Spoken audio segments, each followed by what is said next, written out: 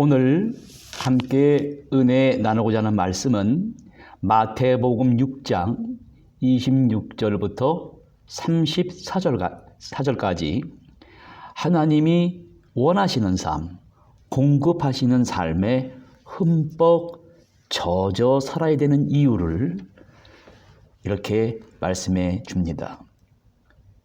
이 시대를 살면서 여러 가지 문제와 염려와 질병의 문제를 안고 사는 사람들에게 새로운 살아가는 이유와 모습을 이렇게 보여줍니다. 오늘 말씀은 그 유명한 산상수훈의 말씀입니다. 지금 예수님 앞에는 수많은 사람들이 앉아 있는데 겉으로 보기에는 행복해 보이지만 마음속 깊은 곳에 염려와 걱정과 근심이 가득 찬 사람들이었습니다. 그동안 살아오면서 자신의 인생의 문제에 대해 질문을 하고 스스로 답을 하고 스스로 답을 맞추고 살아가는 사람들은 염려가 없습니다만 자신이 일으키는 여러 가지 문제에 대해 부적절하거나 틀린 대답을 하면서 그것에 만족을 하며 살아갈 때 사람들은 염려하게 되어 있습니다. 그 결과 사람들이 어떠한 증세를 보이냐면 안절부절 못하게 돼요. 신경증적으로 변합니다. 또한 감정적으로 문제를 처리합니다. 자신의 불확실성, 자기 비하와 자기 멸시와 융통성의 결여가 나타납니다. 예수님은 그 당시 사람들이 가지고 있던 문제들과 오늘 우리의 문제를 독특한 방식으로 풀어나가십니다. 질문을 먼저 던져서 지금까지 살아온 사람들을 그 삶을 돌이켜보게 하시고 신중하게 고민을 하게 하십니다. 결국 자신만의 답을 찾도록 유도하십니다. 먼저 예수님은 우리의 목숨을 위해 어떻게 먹고 의식주의 문제를 걱정하지 말라고 하십니다. 이 말씀은 진정한 나의 모습과 이 세상에 살면서 내가 맡은 역할을 혼동하며 살아간다는 것입니다.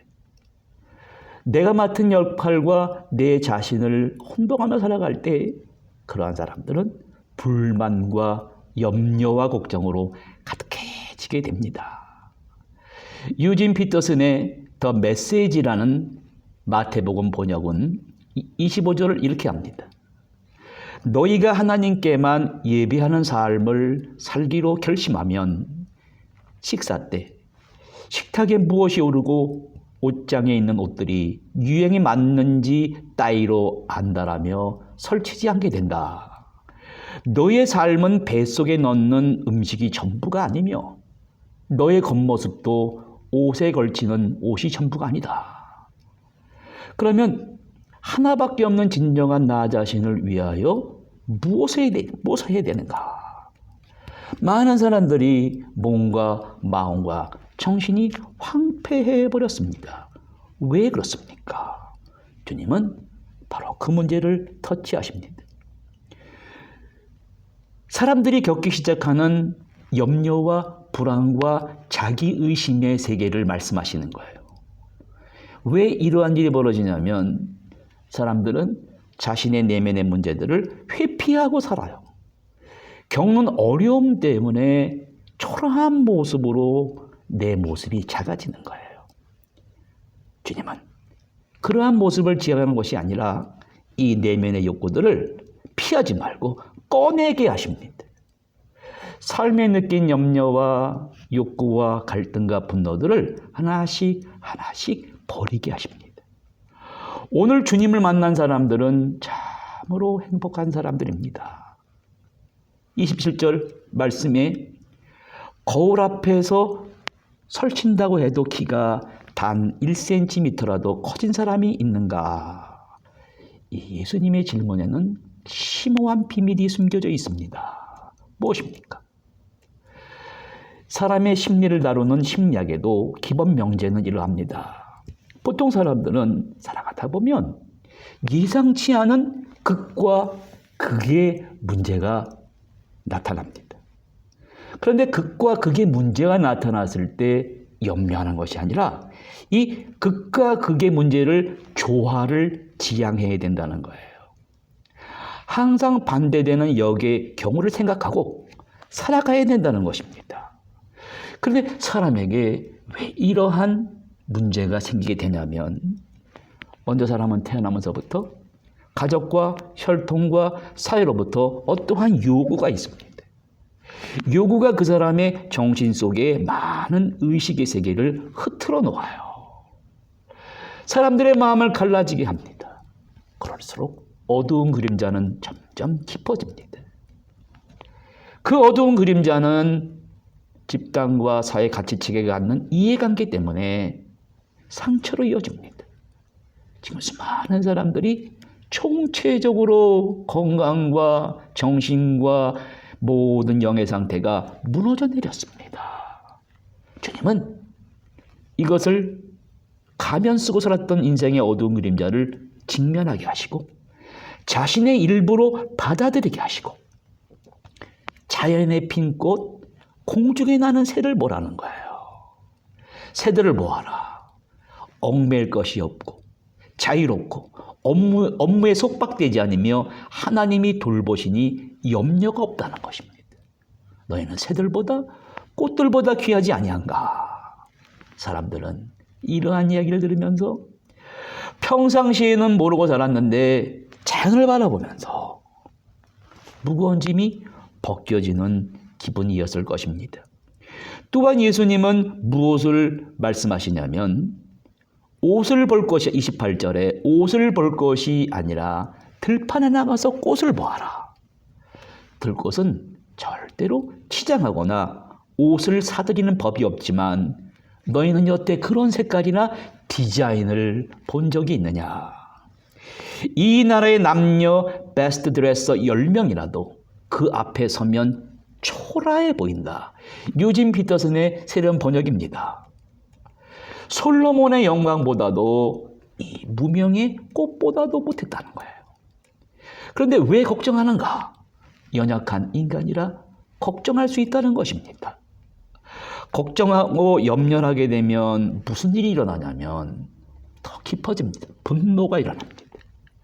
분노란 말의 앵거의 어원은 ENG인데 여기서 anxiety가 나오고 불안, 앵거가 나오고 angina, 협심증이 나왔습니다. 협심증의 어원이 뭐예요? 사람의 마음을 꽉 조여서 불안하게 만든다는 거예요.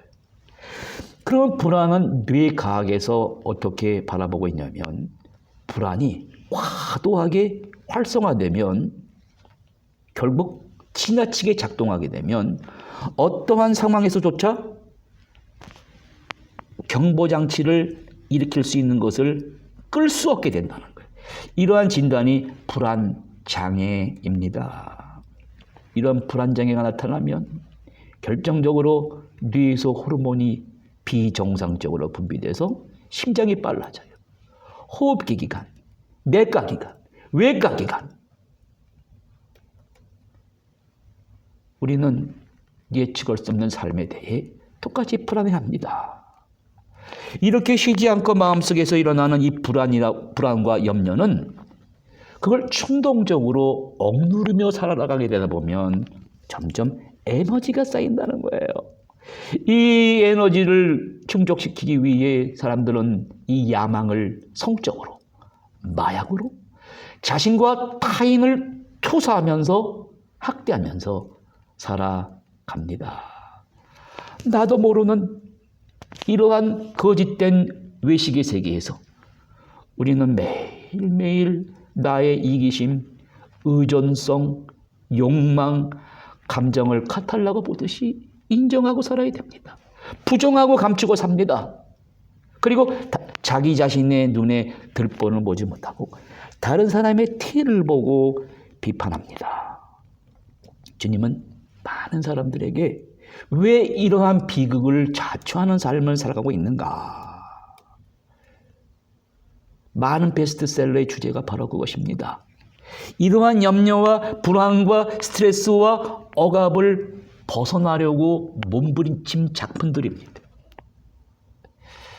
그 중심 주제는 우리는 끝이 정해져 있는 유한한 삶을 살지만 마지막이 다가오기 전에 우리가 원하고 추구하는 것을 이룰 방법은 없다는 사실을 깨달으라는 것입니다. 그래서 이러한 사상이 오늘 우리를 모든 것을 총체적으로 무너뜨리게 하는 것입니다. 그러나 성경은 우리에게 한번 가치 있는 모험이 있다는 거예요. 그것은 바로 정신과 마음에 대한 탐험이라는 것입니다. 자기 자신이라고 하는 생생하게 살아있는 현실에 날마다 주의를 기울이게 하는 것은 동시에 두 세계를 살아가는 것입니다. 눈에 보이는 현실 세계와 눈에 보이지 않는 나 자신의 내면의 세계에서 나오는 목소리를 들으며 살아야 됩니다. 그런데 많은 사람들이 이 마음의 깊은 통제 본부에서 나오는 소리를 잃어버리고 살아갑니다. 그 이유는 두 가지 때문입니다. 어떠한 본능적인 감각이나 동력이 사람을 한 방향으로 고정시켜버려요. 평형을 깨트리게 됩니다. 그러므로 컴플렉스와 공상에 사로잡히게 됩니다. 두 번째 경우는 첫 번째와 정반대로 자아의 의식이 막 강화됩니다. 문명화된 행위에 의식이 필요한 것은 사실이지만 이러한 의식 상태에서는 마음의 중심에서 오는 충동과 메시지를 감청하지 못하게 합니다. 사람들에게 끝없는 행복을 줄 것이라고 약속하는 재물, 운명, 이것은 나의 발목을 붙잡게 되어버립니다. 그러면 지금까지 믿고 살아온 가정과 나의 인격이 와르르 무너지고 자신의 세계관이 송두리째 무너지는 거예요. 왜 그렇습니까? 왜 나중에 가서 후회하면서 깨닫게 되는 것일까요? 그 이유는 내가 감정을 택한 게 아니에요. 내 안에 무의식 속의 감정이 스스로 나를 선택해서 나를 무너뜨리고 있는 것입니다. 그러면 가장 큰 충격은 나의 이 우월함, 자아의 우월함이 깨지는 것입니다. 자아의 붕괴는 자신의 삶을 통제하지 못하는 것을 뜻하는 거예요. 성경은 사람은 항상 올라갔다가 내려옵니다. 인생의 최고점이 올라갔다가 곧 바닥으로 이어지는 배경으로 쓰여진 이야기입니다. 오늘 첨단의 후기 정보화 시대를 살아가면서 예상치 못한 COVID-19 변이 바이러스가 나타나는 이 상황 속에서 동일한 고초를 가져다주는 이 시대를 정확히 진단하고 있습니다. 인간의 비극은 거기서 끝나는 것이 아니라 성장하여 스스로 책임질 것을 요구합니다. 그래서 삶은 무자비합니다. 피할 수 없는 요구사항이라고 합니다. 더 이상 타인의 중재가 없이 컴플렉스와 공표를 직면하기 때문입니다. 그러나 성경은 다른 반전을 보여줍니다. 성경에 수많은 사람들, 욥, 모든 재산과 건강이 무너져 내린 채 오물더미 위에 앉아서 어디서부터 뭐가 잘못됐는지 혼란에 빠집니다. 그의 아내는 하나님을 저주하고 남편을 욕하고 도망갔습니다. 인간이 겪을 수 있는 극한의 대립을 통해 어떠한 고난을 감내할 수 있는 새로운 인격체로서 성경은 새로운 위상을 보여줍니다. 이 4차 산업문명의 이기가 해결하지 못한 우리가 궁극적으로 찾아야 할 관심의 실체를 주님은 어떻게 터치하고 계십니까? 바로 버려야 된다는 것과 찾아야 될 궁극적인 관심의 하나님의 의를 말씀하십니다. 사람들은 자신의 어려움과 버려야 될 것을 현실을 인정하지 않습니다. 그러한 방치가 사람을 내면화시켜서 자신의 잠재력을 꼽히지 못하게 막아버립니다. 오늘 모든 문제의 원인은 나 자신의 문제라고 말하는데 큰 용기가 필요합니다. 이렇게 겸손하게 작아지는 순간에 우리가 내다보지 못하는 더 나은 세계를 바라볼 수가 있어요. 나 자신과 모든 사람의 관계를 치유할 수 있는 조건을 만들어 주게 됩니다. 그것을 성경은 먹고 마시고 입는 문제보다도 하나님이 요구하시는 것, 하나님의 관심에 흠뻑 젖어 살 수 있는 하나님의 요구하는 의를 행하라고 합니다. 의란 옳고 그름의 기준이 아니에요. 자기 중심적 삶에서 벗어나서 먼저 하나님과 이웃에 대한 사랑의 마음을 먼저 갖는 것입니다. 헬라인들과 로마인들과 이방인들이 구하는 것을 염려하지 말고 먼저 하나님이 우리에게 맡겨주신 것이 있어요. 그 하나님의 의를 찾기 위해 우리가 이 세상에 왔다고 합니다. 자연에 나가보면 조그만 알에서 이 북극제비 갈매기가 태어나서 1년에 무려 수천 킬로미터에서 수만 킬로미터까지 항법 장치가 없이 목적지를 이동합니다. 조그만 씨앗에서 솔로몬의 옷보다도 더 멋있는 옷을 만들어 놓으십니다. 하나님은 여러분과 저에게 이 인간의 영적 DNA라는 것을 만들어 놓으셨습니다. 이걸 우리가 찾아야 됩니다. 그런데 사람들은 아직도 오지 않은 미래를 염려하면서 찾느라고 이러한 궁극적인 의의를 잃어버리고 살아요. 그러나 새와 꽃들을 바라보라는 것입니다. 아직 그 신비로운 삶 속에 노래를 하고 그 노래를 우리에게 들려주고 있습니다. 하나님이 지으신 그 태초의 창조의 세계부터 지금까지 그 부른 노래를 아직까지 우리들에게 들려주고 있습니다. 예수님이 세상에 오신 것은 바로 그것 때문입니다. 공생의 3년 기간 동안에 온 몸과 마음과 정신으로 그 아름다운 노래를 불러주시려고 오셨습니다. 신체의 신진대사가 일어나는 과정에 매일 낡은 세포는 죽어야 돼요. 그렇듯이 인간과 마음과 정신에도 성숙의 단계가 이르지 못할 것은 다 사라져야 됩니다. 주님은 그 비관적이고 자신이 할 수 있는 일이 염려하지 말라. 더 이상 무거운 짐을 갖지 말라고 마태복음 11장 28절 30절에 이렇게 새로운 번역을 통해 우리가 한번 들어봅니다. 너희는 피곤하고 지쳤느냐? 종교 생활에 탈진했느냐? 나에게 오라. 나와 함께 길을 나서면 너희 삶은 회복될 것이다. 내가 너희에게 제대로 쉬는 법을 가르쳐 주겠다. 나와 함께 걷고 나와 함께 임하여라. 내가 어떻게 하는지 잘 보아라. 자연스러운 창조의 리듬을 보듯이 은혜의 자연스러운 리듬을 잘 배워라. 나는 너희에게 무겁거나 맞지 않는 짐을 지우지 않는다. 나와 함께 있으면 자유롭고 가볍게 사는 법을 배울 것이다. 아직 오지 않은 내일을 염려하지 말라고 합니다. 한날의 괴로움은 그날에 족하다고 말씀하십니다. 주님은 내일은 더 이상 나의 영역이 아니라 하나님이 아직까지 나를 위해 펼쳐주실 하나님의 영역이에요. 오늘 내가 나 자신의 현실에 자아가 일시적으로 감정에 압도되어 이성을 잃어버린 일을 지양하라고 하십니다. 그런데 계속해서 끊임없이 분노와 염려와 무거운 짐을 어떻게 해야 되냐고요? 내가 십자가에 짊어지고 위로해주고 해결해주겠다고 하십니다. 어떻게 해요? 공중에 나는 새를 바라보면서 오늘 이따가 아궁이에 던져지는 들피를 바라보면서 더 소중한 나를 보다 새롭게 하여 주시는 하나님의 사랑과 은혜를 기뻐하면서 감사해야 됩니다. 그래서 주님이 지신 그 사랑과 성김과 희생의 노래를 부를 수 있기를 바랍니다.